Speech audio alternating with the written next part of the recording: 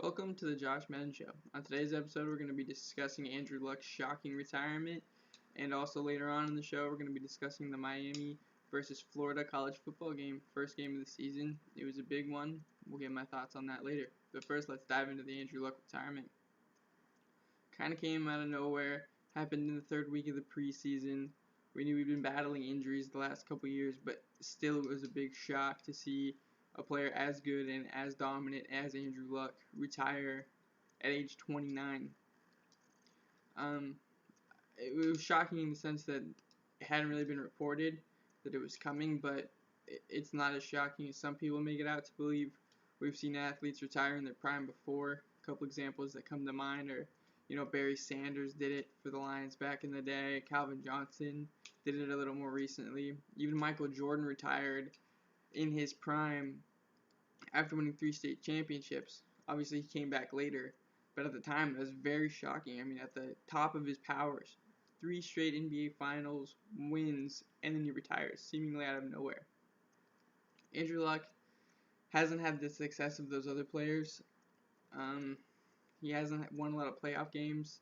I mean, he was a great talent, don't get me wrong, but you haven't seen that level of success.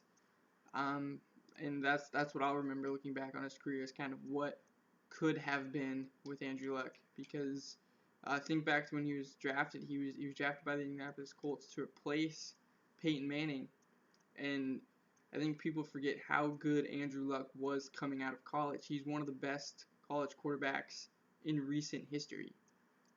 I mean, just the full package. Big, strong guy, mobile, could throw it anywhere on the field you could ask him to. Very smart. One of the smartest quarterbacks in the NFL for sure. Extremely talented guy. A little quirky for sure, but really talented nonetheless. I mean, he was so good when he came out. The Indianapolis Colts fans weren't even that mad that they were losing Peyton Manning. And you have to remember, Peyton Manning was the biggest star in Indianapolis at the time. Probably the best player in Colts history, one of the best quarterbacks of all time, for sure. And the Colts fans, I mean, I'm sure they were a little sad, but they weren't that mad because they were getting Andrew Luck, this once-in-a-generation talent that you don't see all the time. And he never really lived up to it. I guess his biggest moment was that playoff win, the comeback win against the Chiefs back in the day. That was a really impressive win. But other than that, he hasn't had any signature moments. He was part of the Deflategate game against the Patriots. That was another one, but he didn't win a lot of playoff games. He really didn't win a lot of regular season games either. And a lot of that goes back to the Colts' former GM, Ryan Grigson, for not, building around him.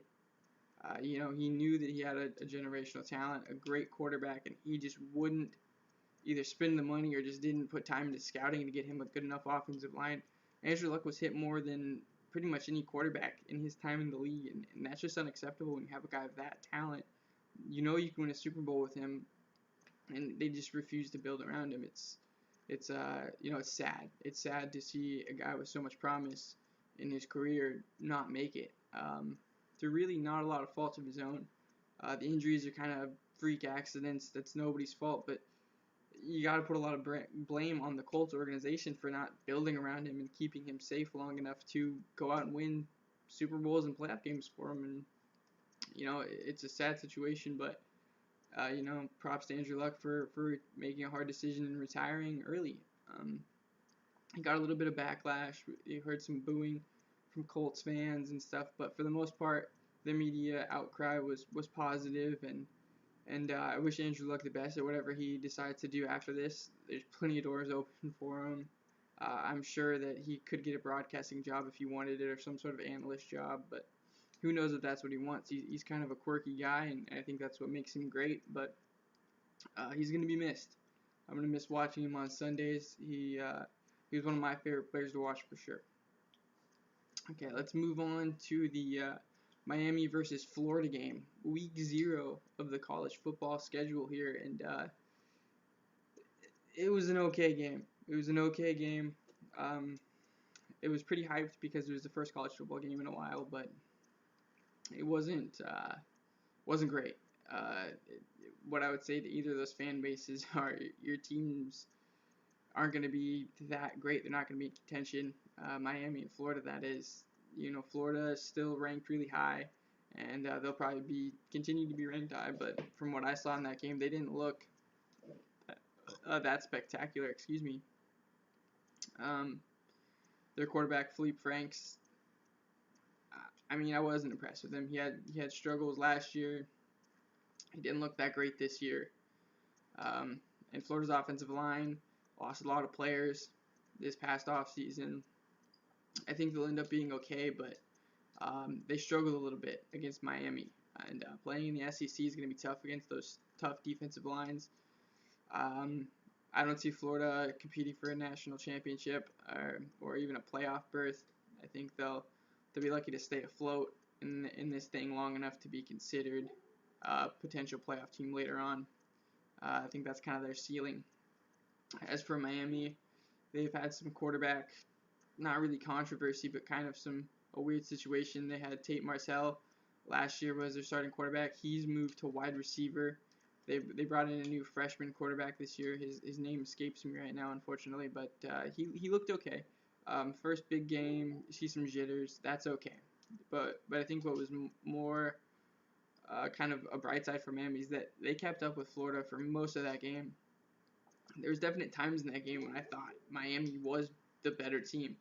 I think Miami has a lot of potential. That defense is looking solid, like it usually is, and I think Miami has potential to be a really good program again in the near future.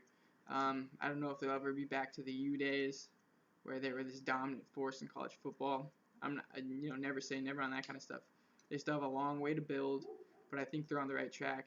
In an ACC that's kind of open below Clemson. Clemson's kind of the class of the ACC, and I don't see them being dethroned by Miami anytime soon.